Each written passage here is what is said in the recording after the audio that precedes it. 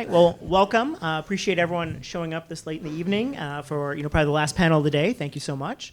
We'll go ahead and get started here. My name is Sebastian Lucer. I'm a partner at Minse. My practice focuses on forming, financing, developing, selling, solving problems for, basically handling anything that a young and growing corporation needs to be successful and grow. And with me, I have a collection of much smarter and also capital supporting individuals who will be providing perspective on tonight's topic. So I'll go ahead and introduce everybody, and then we'll jump right on in. First up, we've got at far end here. I'm going to start there and work my way over. Ernie Bio, he's the managing director with ForgePoint Capital, a firm focused at the intersection of cybersecurity and AI. Prior to entering venture capital 6.5 years ago, and by the way, I didn't put that decimal point in there. He did, and I love it. I love a good, precise number. He held various roles in the government and private sector to include U.S. Cyber Command and the Pentagon. Ernie moved to Silicon Valley to help stand up the Defense Innovation Unit in 2015, an organization with a $1 billion budget today. Next up, we have Philip Cunningham. He's a software industry veteran who's partnered with entrepreneurs and management teams as an operator, investor, and advisor throughout his career, including roles at Goldman, TMT, San Francisco, and as an Air Force officer, and currently serves as an investor at PeakSpan Capital, a $1.5 billion AUM growth equity fund. He leads PeakSpan's strategic development program, helping portfolio companies drive superior liquidity events, while also managing the firm's fundraising and investor relations function. Previously, he served as head of corporate development at Cloudbeds, where he led the company's $150 million Series D financing and 3 acquisitions. A graduate of the United States Air Force Academy and NYU Stern, Philip now lives in Austin with his wife and 3 children, where he can often be found at the Waco Surf Park when not enjoying the hill country outdoors. Next up, we have Abhishek Shukla. He heads Prosperity7 Ventures Americas, a $5 billion enterprise-focused fund backed by Saudi Aramco, as the managing director. A product manager turned venture capitalist, Abhishek partners with companies and helps scale them. His areas of investment interest include AI, silicon, data infrastructure, cybersecurity, edge-to-cloud computing, and frontier technologies such as quantum computing. Abhishek received his MBA from the Haas School of Business at the University of California, Berkeley, and a Bachelor of Engineering in Electronics and Communications from the Delhi College of Engineering, Indiana. And then last but not least, I have Samir Kumar, right to my right. He's co-founder and general partner at Turing Capital. Before co-founding Turing, Samir was a managing partner at M12, Microsoft's venture fund, where he led investment activities in horizontal, vertical AI, deep tech, and hardware-enabled software companies.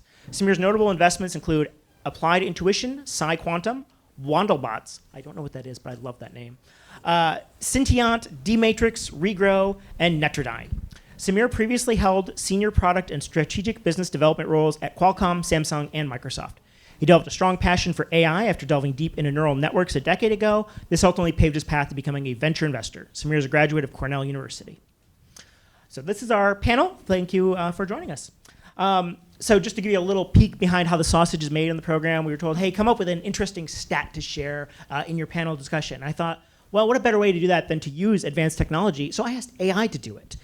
So here are the 3 things that AI thinks are relevant stats. Now, I might have messed with the inputs a little bit. I mean, there's a lesson to be learned here about what you put in leads to what you get out. So first up, we've got, by 2030, AI-driven automation could contribute up to $15.7 trillion to the global economy, surpassing the current combined output of China and India. Transformations will unlock unprecedented efficiencies and create entirely new markets. Sounds plausible. By 2040, smart refrigerators might not only order your groceries, but also guilt trip you for ignoring the kale you promised to eat. Future tech won't just be smart, it'll have opinions. So that's the little off-the-cuff one. And then this is our last one. By 2050, quantum computers will be so advanced, they'll predict lottery numbers with 100% accuracy, making everyone on Earth a millionaire overnight. So I don't know what to take from these 3, but I think AI might have a vision of the future here. So with that, I'll go ahead and start with our first question. And actually, I'll do something a little bit different. I know this is a future-looking one, but I think that the lessons of the past, it's always really hard to say from this vantage point, what's the technology in the future? Because that's really tough, especially because AI is casting such a big shadow. And so we're probably going to spend a lot of time here focused on AI. We're going to try to look at a few different aspects of it to differentiate from the other many panels about AI. So kind of want to start off with getting your guys' input about prior technologies that kind of captured a zeitgeist or thought they were going to and didn't quite take off. And so example might be quantum computing, right? Which maybe still does take off, but kind of had a hot spot and then settled down, or crypto or e-scooters. So I think, Abhishek, were you the one with the crypto background here? Or the quantum? Yeah, why don't you talk a little bit about kind of what that technology's been like and kind of how it's caught fire, or maybe better said, not caught fire. Yeah, thank you for the time, and thank you you guys for taking the time. Quantum is an interesting beast. My first investment I remember was in a company called IonQ, which right now trades on New York Stock Exchange. And if you have been following what quantum rally has been right after NVIDIA rally, well, there's something to be said there. But the world is changing. The first time when I invested, it was about 6-7 years ago. It was all about quantum hardware is going to change everything, and the world is going to be around. Crypto is going to become, or Bitcoin will be meaningless because the encryption will be broken. Blah blah blah. All those things. Obviously, it took more time than was anticipated. It still is going to take a much longer time than people anticipate. But one of the bigger realization for me was quantum is not an answer for everything. There is a world where quantum will be a need, and we can talk about what those are. But the compute today is going to continue to be more powerful, as you guys are seeing with the Blackwells and everybody else. The future is going to be a hybrid one. So you ask a question, the parts or attributes of things like NP hard or traveling salesman problem goes to the quantum aspect, and then everything else goes to the generic aspect here. But what I would say as the last thing is, there was widespread speculation as, will quantum even be real? Is this even worthwhile? And I think that has been proven beyond doubt. Yes, we are at the very early innings. Even now, we're talking about 8 quantum qubits, 20 quantum, 20 qubits, so on and so forth. But there are people talking about like PsiQuantum, which Samir invested in, talking about 1,000 qubits and others. And again, we can talk about more details, but I think the future is coming, and some part of those attributes are already available.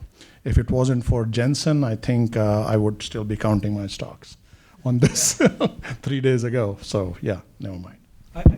Yeah, go please. So I think it's interesting you mentioned Jensen. So obviously everyone pays attention to what Jensen says and holds every word coming out of his mouth to taking every word very seriously. And so I'm sure people, I think it was last week in a panel or a fireside, he said, useful quantum computing is still 15 to 30 years away. Literally the next day, including IonQ, including Rigetti, including D-Wave, all of those stocks fell by 50%, right? Just based on one statement. Now, Jensen, I don't want to say he's backtracking on this, but at GTC 25, they're going to have a panel with all the quantum computing founders, including PsiQuantum. And maybe that's a little bit of like, hey, we're not trying to undermine you. But I think we are at a very interesting time. I'm, like Abhishek, passionate about quantum and AI. But I think there's an interplay going on here between the two of them.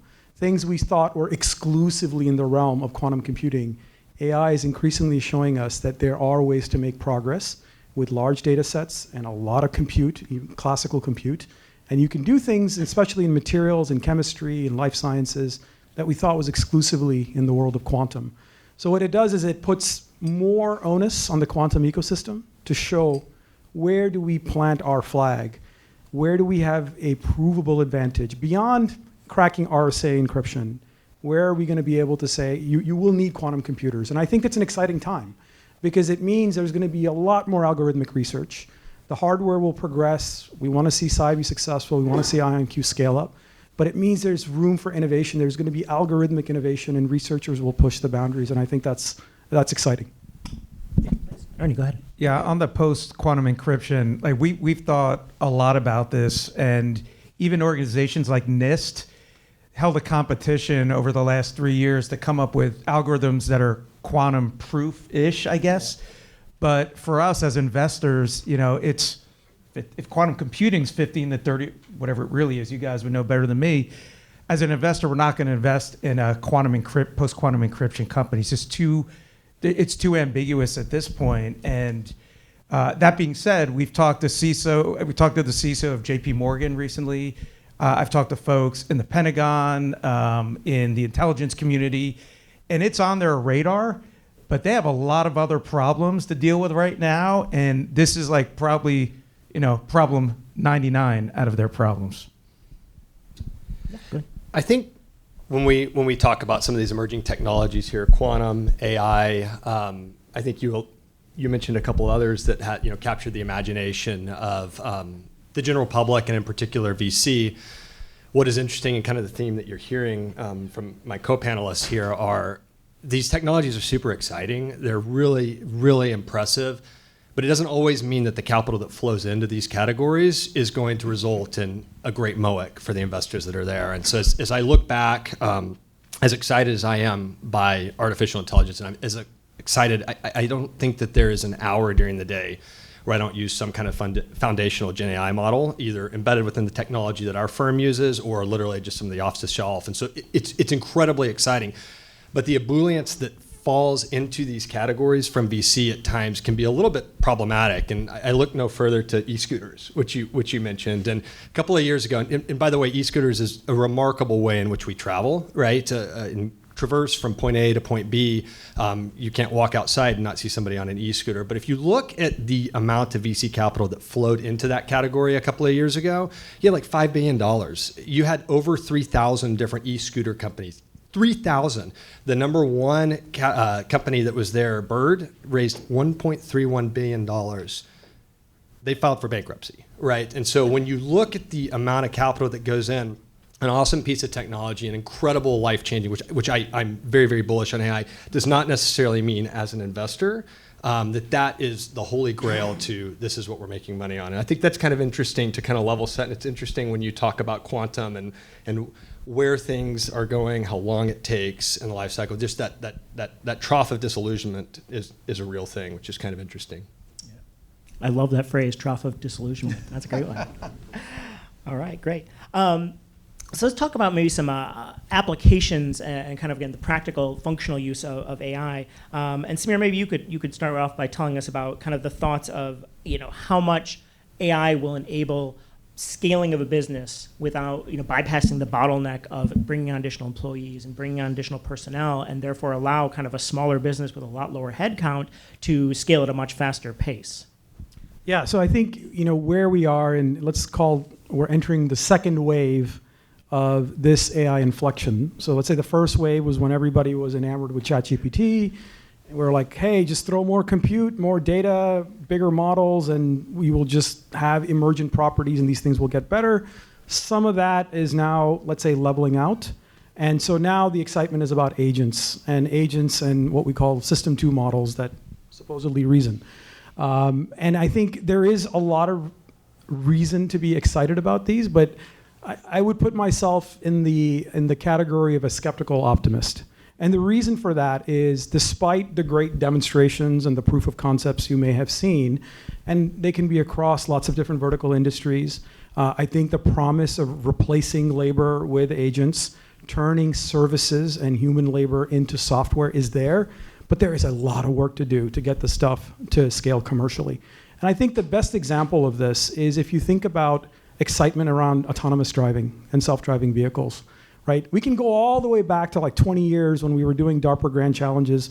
We could see examples of self-driving vehicles, right? And there's been great demonstrations, and yes, now you have Waymo in full commercial operations in certain cities.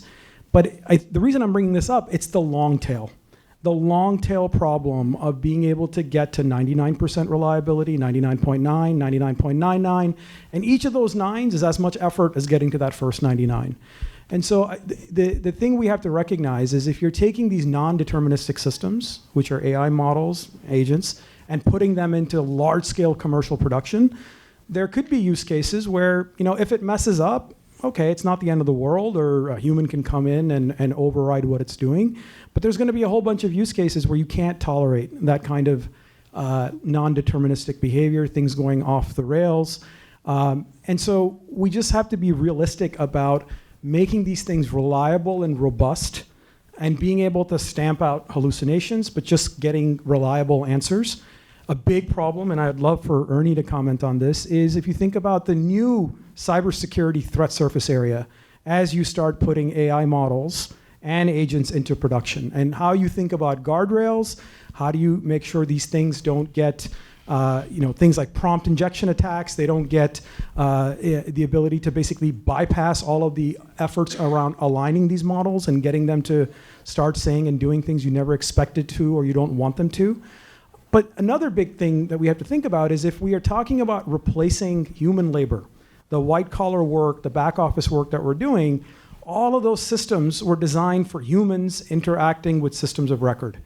Now we're talking about AI agents that are basically needing to interact with those systems of record, write to them, read from them, and you have to think about, were they ever designed for that kind of automation? And we'll find a lot of issues with legacy systems that were never designed with interacting with AI agents versus humans as what the mode of operation was going to be. So we have to think about modernizing legacy systems, we think about cybersecurity, reliability, and how do you put guardrails around non-deterministic systems and how they behave. As an optimist, I know we will get there, but we shouldn't get ahead of ourselves in terms of where we are today. So, Ernie, what's your perspective on that from a security kind of lens?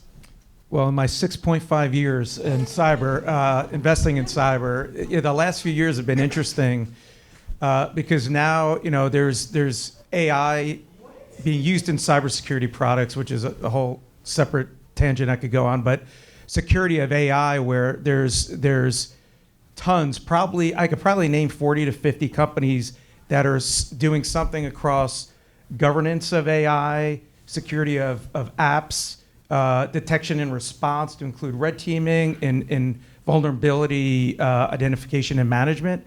And the thing is, most of these companies are seed stage, some Series A. And when we always try to follow the money. So with chief information security officers, it's kind of their problem. You can argue the CIO is involved and some others are involved.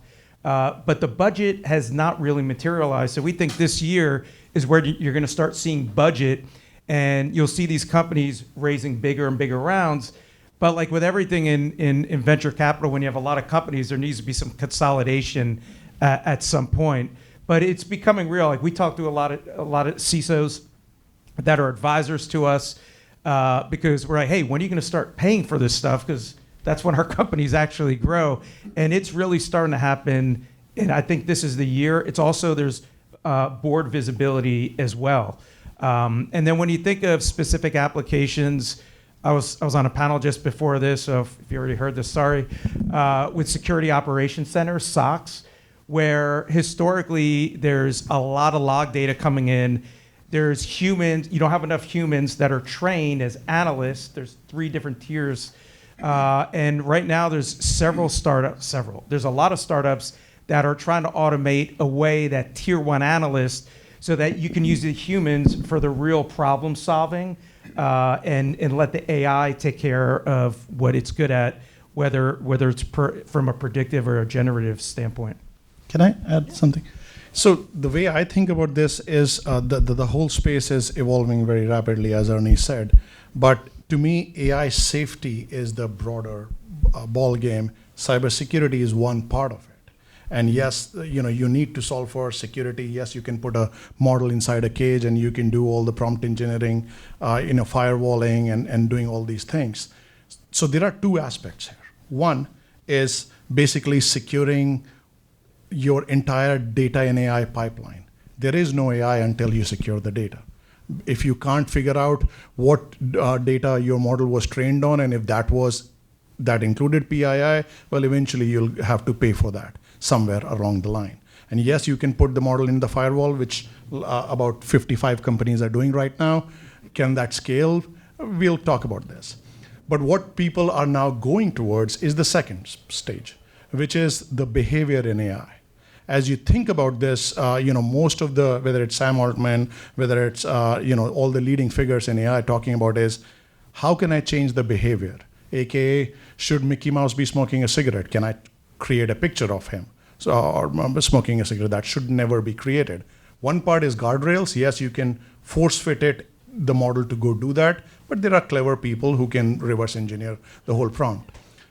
This aspect is not going to be cybersecurity practitioners. This aspect is going to look for people who are deep in AI, the researchers in AI, who knows where the weights and biases are of these models and how you need to engineer, work, or even fiddle with them in order for you to get that.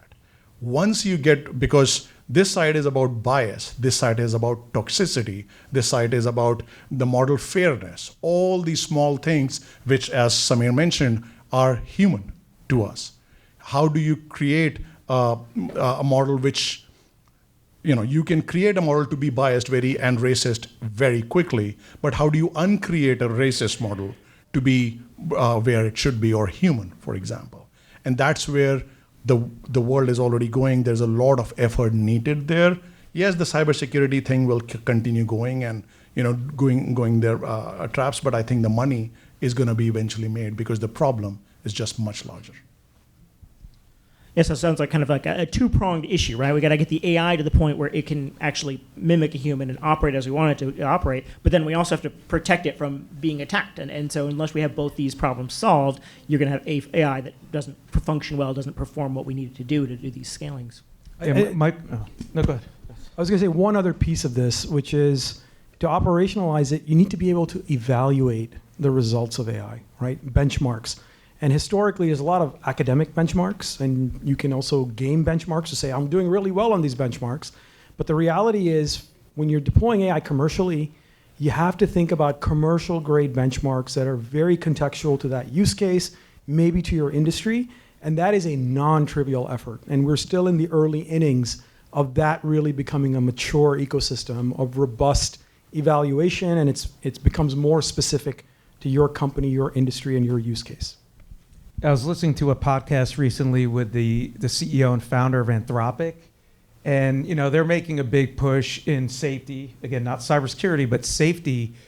But I'm listening to this, and I applaud them for what they're doing, but they're also kind of grading their own test. So you kind of need those third parties and those benchmarks, or else it's, of course, it passed. Yeah, of course it does. Yeah. Yeah, and I think that is a category which is already emerging with Llama Guard and a bunch of other companies, OpenAI and Anthropic, are now going and working towards working with a particular company. Sorry, you have to. No, great. No, thank you. This is a helpful and interesting discussion. I want to shift a little bit, talk about a slightly different kind of context and aspect of AI. And this is something where if you're old enough, and I see some gray hairs and bald head out there, so I know some of you are, to have lived in the late 90s, early 2000s, where you could vastly increase a company valuation just by slapping .com at the end of the company name. That was something that happened. So Philip, I was wondering if I get your thoughts on this. Like, how do you kind of build into your narrative as a founder and an entrepreneur the AI? Should you pretend like you have an AI nexus, even if you don't? If you do have an AI nexus, like, how do you display it and distinguish and differentiate yourself from all of these other companies? This is a great question. So I work at PeakSpan Capital in two different capacities. I'm not an investor like my co-panelists here. I work with our portfolio companies on how do we sell you, how do we get you liquid, how do we return DPI and liquidity to our shareholders. And also I work in IR, and this is related. And so I'm raising a fund right now. I'm raising a $700 million vehicle, and we're going to close it really soon. And I can't get through an LP meeting, I had 3 today, where the question isn't asked, tell me about AI. Tell me about the impact of AI on your existing portfolio company. Can a bigger tech company right now, today, come and just say, done, this portfolio company is out of business? The second question, too, is how does this change the way in which you look at other investments? And I'm sure my co-panelists will have a pretty interesting perspective on how do you source and how do you look when everybody has .ai at the end of their name? Because that is a really big question. But if we get back to the two kind of constituencies that I'm working with, the natural acquirers, who could be late stage PE groups, could be a strategic software business. We invest in B2B software. AI only is not really a thing. I can't say that I've gone through diligence processes right now. We've got 3 businesses that we've hired investment bankers on, and we're going to get liquid this year, 3 to 4.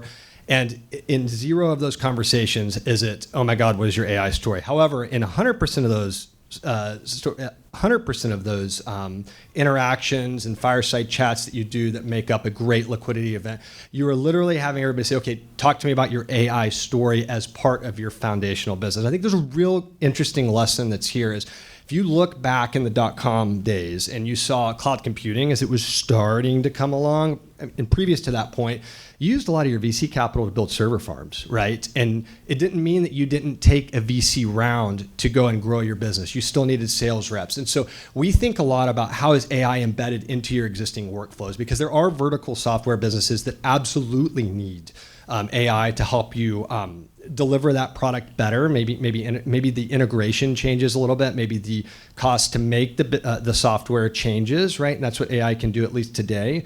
But actually propagating that out to a set of customers, you have to do that on your own with humans. It's a part of the process. It's almost like with a sales team.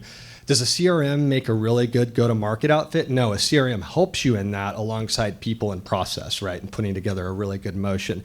On the LP side, what we talk a little bit about too with our portfolio companies is that every portfolio company that we have does have that AI story.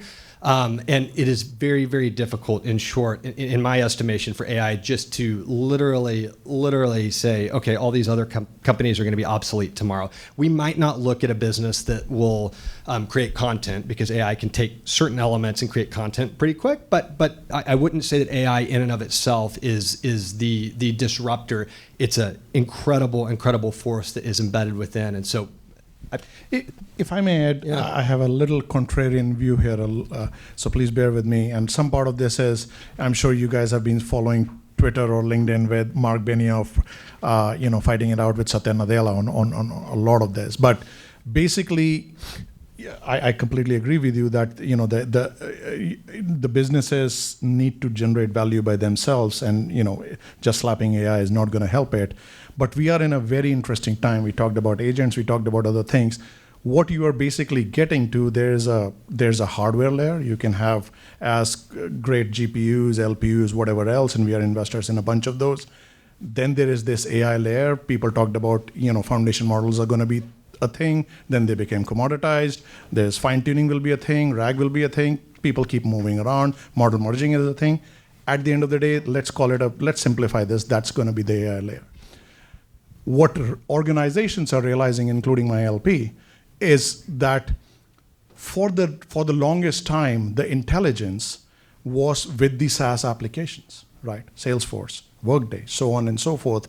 And they were tailoring to you, using your data, giving you how many leaves Mr. X has left, so on and so forth. That part is that intelligence, whether it was Einstein and others, that is now getting embedded in this central AI layer. Whether it will be a reality today, 2 years, 5 years from now, but the biggest organizations on the planet have realized the data is their own moat. And if that is indeed the case, why should I be paying?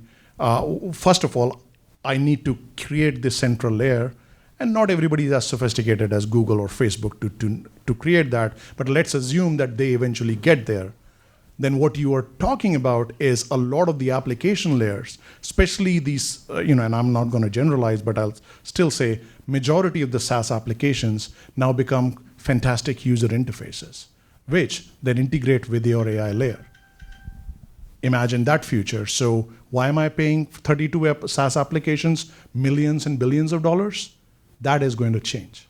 And that is already happening. How fast that change comes, we can all debate about that.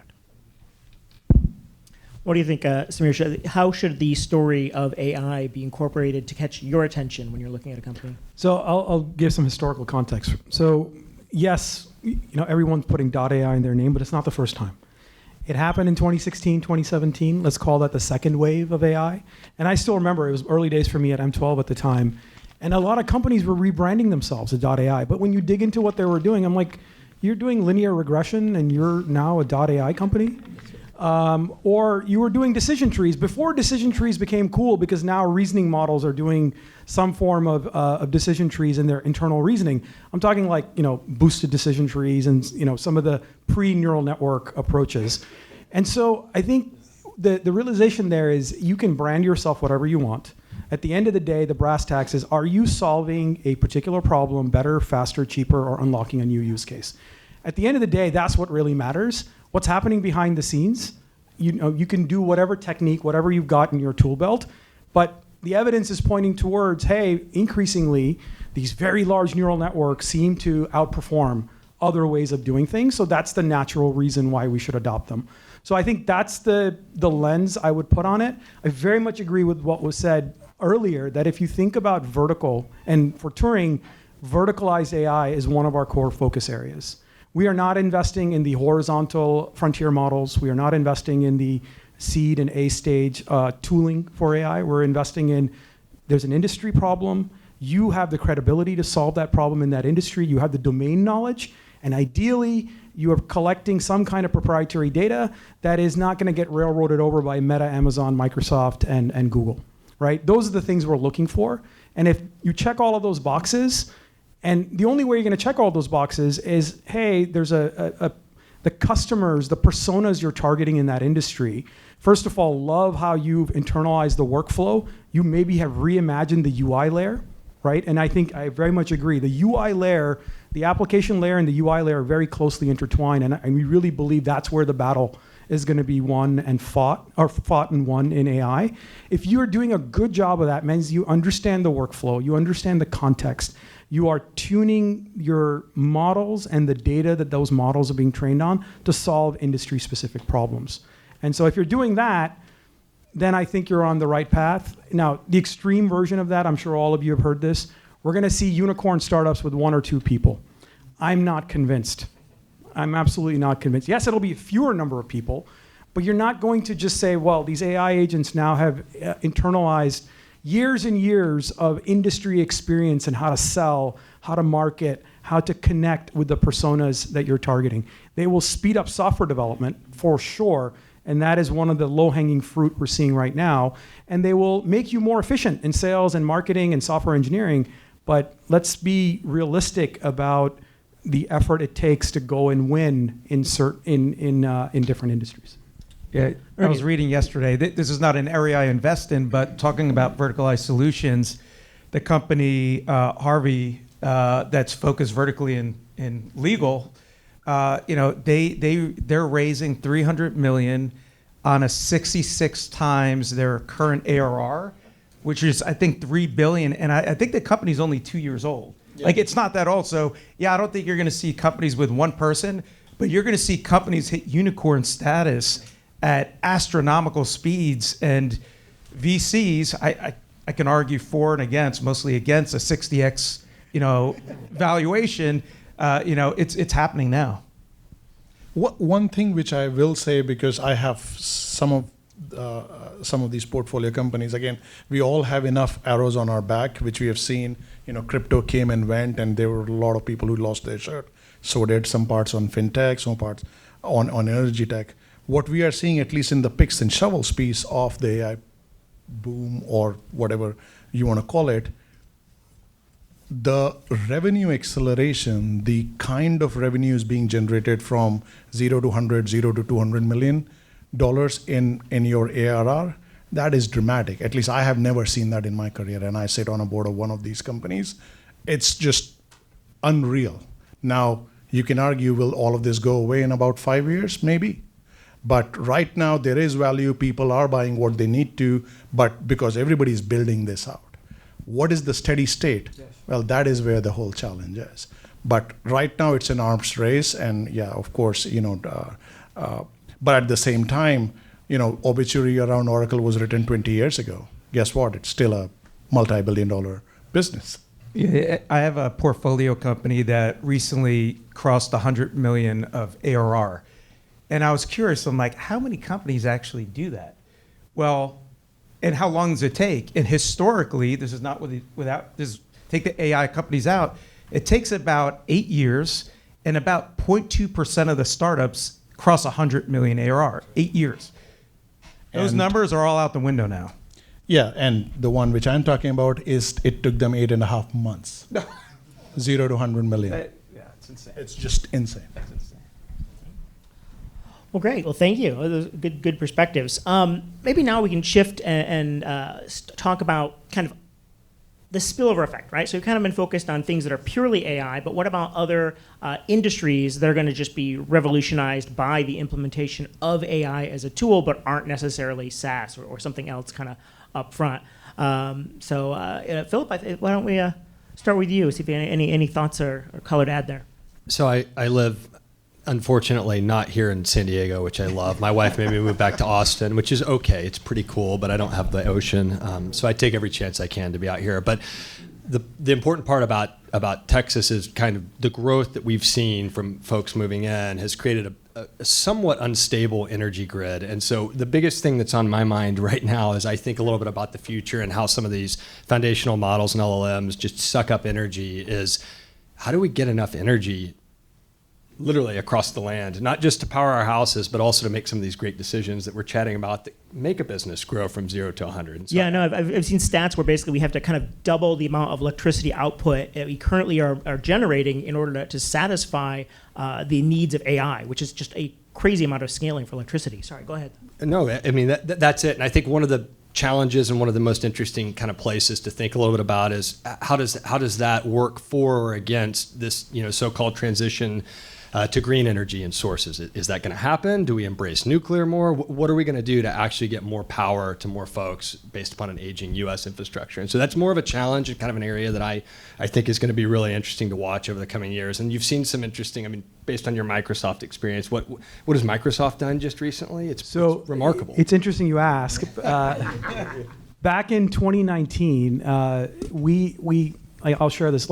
We went to Satya Nadella and Kevin Scott and said, look, if you look at the trajectory, just extrapolate where we are from GPT-3, and if these models keep getting larger, the exascale data centers are almost exclusively going to be for AI. And then if you think about power delivery into the data center, you think about cooling. We have seen some really scary stats around fresh water. Each ChatGPT query takes 8 ounces of fresh water. Now think about if you're doing VO or Sora videos, how much fresh water it takes to cool all the compute infrastructure. And then if you think about power delivery, right? Like we saw the news about 3 Mile Island and Microsoft is doing a deal there to get nuclear power. Meta is doing similar things. But they're going to have to co-locate these nuclear power generation infrastructure to the data center because it's not like the grid is ready to handle all of that. So just looking at this, sure, we can build nuclear reactors, and at some point we'll have fusion reactors, but there's got to be a better way. We cannot just keep linearly scaling and saying, okay, bigger and bigger, and we're going to consume more and more power and bigger clusters. I think there is an opportunity for architectural breakthroughs, ongoing algorithmic innovation, in addition to figuring out new silicon architectures, how to make the silicon more. All of this has to happen together. And I think I'll bring it back to what we were telling, what we were talking about at Microsoft, which is there's an opportunity in every layer. It can't just be, okay, we're banking on the next generation of GPUs becoming more and more capable, and we'll just let, researchers can be lazy and just use more and more powerful hardware and don't do the algorithmic innovation. Maybe the best example of this, so China clearly is dealing with more and more scrutiny and limitations on GPUs they can buy. Well, guess what? One of the Chinese AI labs came out most recently with really state-of-the-art performance on a foundation model and using surprisingly few number of GPUs. So how did they do this? Well, necessity is the mother of invention. And I think if we realize that, look, we really need to think about our sustainability goals and how can we allow AI to thrive within that and also support sustainability versus people saying, well, we're not going to meet our 2030 carbon neutral goals. We're going to change the goalposts. And that's what's happening right now.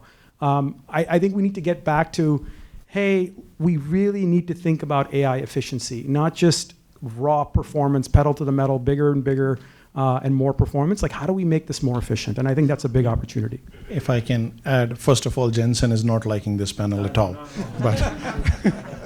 But having said that, I completely agree. The innovation in every part of the stack is the challenge, is the need of the hour, and we can talk about some of the places. But if you guys saw the New Reps presentation by Ilya, who is the CTO and was the co-founder of OpenAI, but even he said that there is no more data. If you look at GPT-4 and the Llama 3.2, you have scanned the World Wide Web 3 times over, scraped everything out of it. There is no more data coming. So does the world go towards synthetic data, trying to augment all of that? Or they come back to, let's use better and more energy efficient hardware. Or let's go to the next stage of the models, which are state space models, so on and so forth.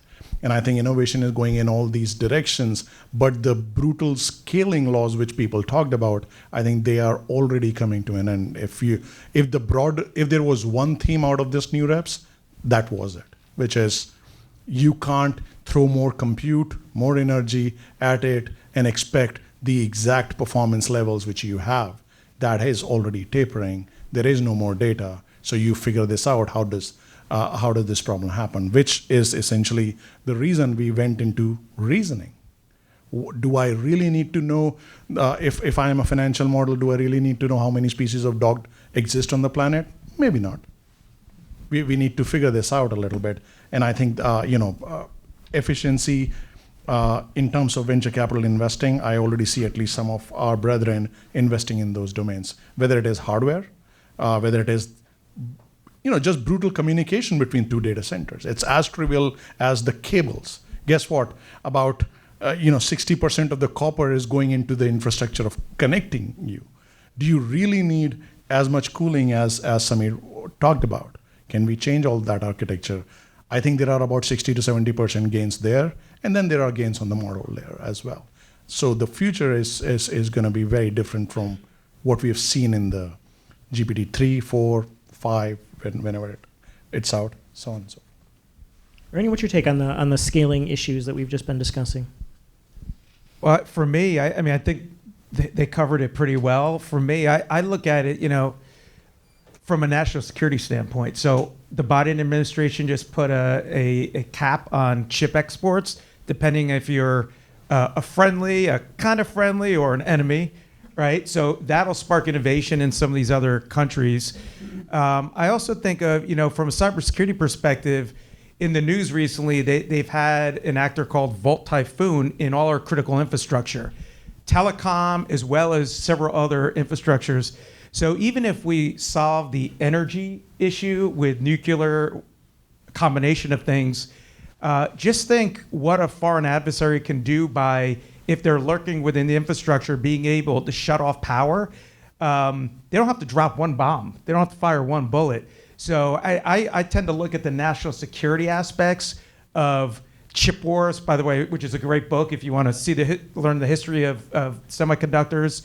But between the race with chips, between ASML in the Netherlands being really the only company that can build super complicated chip design machines at like $500 million a pop, and when I think these national security implications, it kind of puts tech and the government closer together, and I'm sure Elon Musk is happy about that.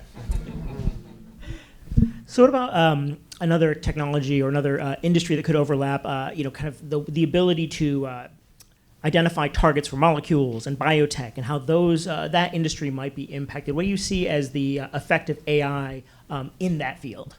So this is something I'm extremely passionate about, and when you get excited about areas of applications of AI where you're like, this is good for society, it's going to advance human civilization, it's this.